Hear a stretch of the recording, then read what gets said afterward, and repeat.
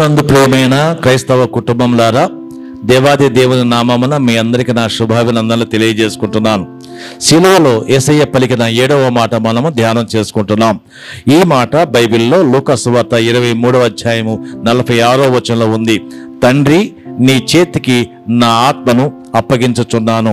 తండ్రి, నీ చేతికి నా ఆత్మను అప్పగించుకొనుచున్నాను. ఈ మాట చాలా విలువైన మాట. బైబిల్ మొత్తం మీద కూడా ఈ మాట మనం జ్ఞాపకం చేసుకుంటున్నాం.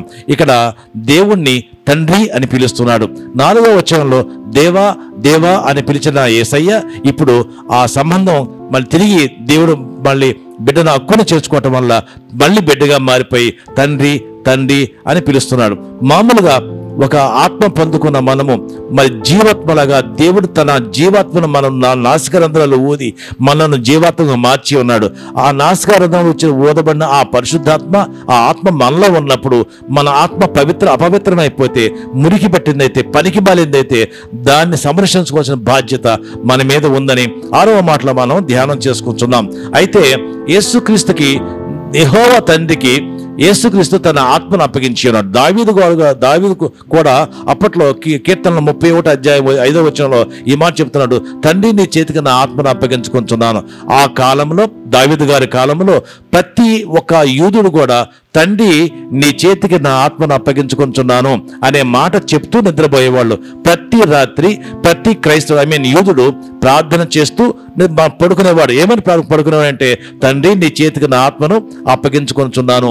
ఈ విధంగా చెప్పి ఆ రోజుల్లో పడుకునేవాళ్ళు. ఎందుకంటే రేపు లేస్తామో లేదో తెలియదు కాబట్టి ఈ నైటే తన ఆత్మను దేవుడికి అప్పగించుకుంటున్నాం. ఒకవేళ దేవుడికి అప్పగించేటప్పుడు నీ ఆత్మ నువ్వు పుట్టినప్పుడు ఎంత పరిశుద్ధంగా ఉందో ఇప్పుడు చచ్చేటప్పుడు కూడా అంత పరిశుద్ధంగా ఉందా లేదా అని పరిశీలించుకుంటే చాలా మందికి 99% ప్రజలకి లేదు అనే సమాధానం వస్తుంది. కాబట్టి ఇప్పుడు మనం ఏం చేసుకోవాలంటే, ప్రతిరోజు పడుకునే ముందు మన పాపాలన్నీ యేసయ్య ముందు ఒప్పుకోవాలి, కడుక్కోవాలి, రక్తంతో పాప క్షమాపణ కోసం ప్రార్థన చేసుకోవాలి. ఇటువంటి ప్రార్థన చేయడానికి మనం బద్ధులమై ఉన్నాం.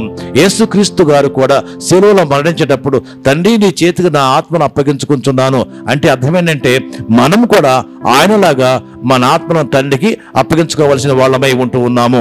ఒక మాట మనము జ్ఞాపకం చేసుకుందాం. మన ఆత్మ ఎంత అపవిత్రంగా ఉందో ఆయన రక్తం ద్వారా కడగబడుతున్న వాక్యముగా, ఆత్మగా మనం చిత్రీకరించుకుంటున్నాం. జ్ఞాపకం చేసుకుందాం.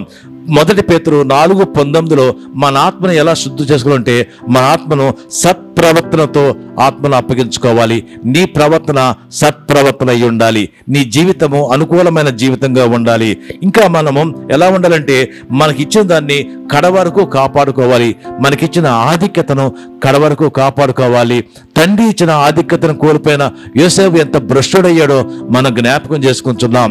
సంసోను ఇచ్చిన ఆధిక్యతను కోల్పోయి ఎంత భ్రష్టుడయ్యాడో మనం జ్ఞాపకం చేసుకుంటున్నాం. చరిత్రలో చాలా మంది దేవుడిచ్చిన ఆధిక్యతను కోల్పోయి పనికి వాళ్ళ భ్రష్టులుగా మిగిలిపోయారు. వాళ్ళ చరిత్ర మనం చూస్తూ ఉన్నాము. తెలిసి కూడా బైబిల్ ప్రతిరోజు చదువుకుంటూ కూడా మనము ఇంకా ఆ పాత మార్గాల్లో, ఆ తప్పుడు మార్గాల్లో ప్రయాణం చేస్తే వాళ్ళకి నీకు ఏం తేడా ఉంటుంది? ఈరోజు దేవుడు నేను అడుగుతున్నాడు, సహోదరుడా, నేను పిలిస్తే నీ ఆత్మ నాకు పవిత్రంగా అప్పగించగలవా? ఒకవేళ సహోదరుడా, నువ్వు జ్ఞాపకం చేసుకో. మరి ఇన్ని సంవత్సరాలు జీవించావు కదా, ఇన్ని సంవత్సరాలు బ్రతికావు కదా, ఇన్ని సంవత్సరాలు క్రైస్తవ జీవితం జీవించావు కదా, ఇన్నిసార్లు చర్చకొచ్చావు, పాటలు పాడే ప్రార్థన చేసావు, ఇంత క్రైస్తవ జీవితం జీవించావు కదా. ఒకవేళ యేసయ్య రేపే వస్తే ఎత్తబడే మందులో ఉంటావా? ఒకవేళ యేసయ్య రేపే నిన్ను పిలిస్తే నీ ఆత్మ దేవుడు తీసుకోగలిగినంత పవిత్రంగా ఉందా? లేనప్పుడు మన క్రైస్తవ జీవితం వృధా. లేనప్పుడు మన క్రైస్తవ జీవితం ఇంతకాలం ఇంత జీవితం జీవించి మనము ఎందుకు పనికి మాలిన వాళ్ళుగా మిగిలిపోతాము? కాబట్టి ప్రియ సహోదరుడా, జ్ఞాపకం చేసుకో.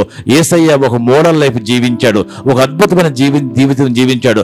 ఆయనలో ఎంత మచ్చ లేదు. ఆయనే ఛాలెంజ్ చేశాడు, నాలో తప్పుందని ఎవరైనా నిరూపిస్తారని అడిగాడు. ఇంతవరకు 2000 సంవత్సరాలు గడిచినా కూడా ఆయనలో ఈ తప్పు ఉందని ఏ మానవుడు కూడా లోపం ఏలెత్తి చూపలేకపోయాడు. మరి అటువంటి ఒక మోడల్ లైఫ్ జీవించిన యేసయ్య ఈరోజు నిన్నంటున్నాడు, నువ్వు కూడా నాలాగా జీవించవచ్చు కదా, నువ్వు కూడా నాలాగా ప్రవర్తించవచ్చు కదా. అందుకే నేను మనిషిగా పుట్టానన్నాడు.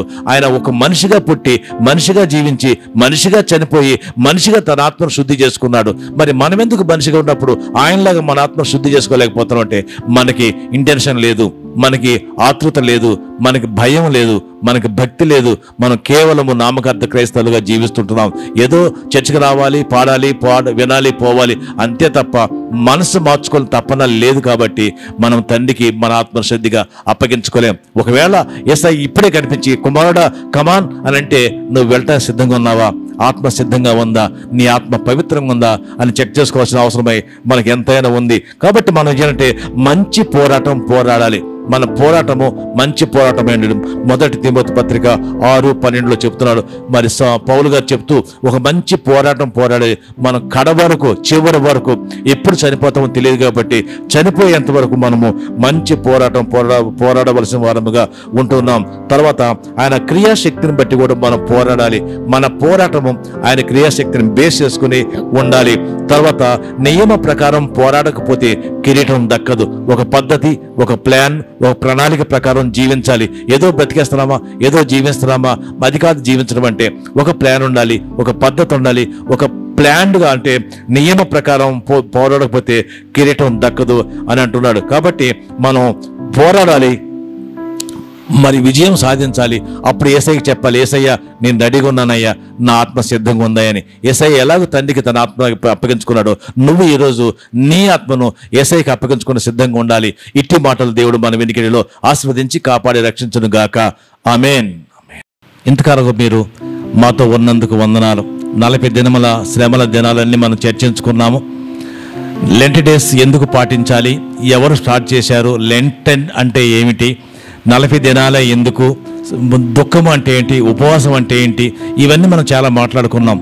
2 తల్లులు, 2 దొంగలు, 3 తల్లులు, 4 తీర్పులు, 5 గాయములు, 6 శత్రువులు, 7 మాటలు కూడా మనం మాట్లాడుకున్నాం. ఇంతటితో ఈ యొక్క లెంటన్ సీజన్ యొక్క మన ముఖ్య సందేశాలు సమాప్తం అవుతున్నాయి. ఎవరికైనా ఏమైనా ప్రేయర్ రిక్వెస్ట్ ఉన్నా కూడా మమ్మల్ని ఈ యొక్క లైన్లో మమ్మల్ని సంప్రదించవలసిన ఆహ్వానిస్తున్నాం. మరి మా ఫోన్ నంబర్ మీరు చూడవచ్చు, మా అడ్రస్ మీరు చూడవచ్చు. సికింద్రాబాద్ కీసరా రోడ్లో మరి బండ్లగూడ ఏరియాలో ఆర్నోన్ సంఘం ఉంటుంది.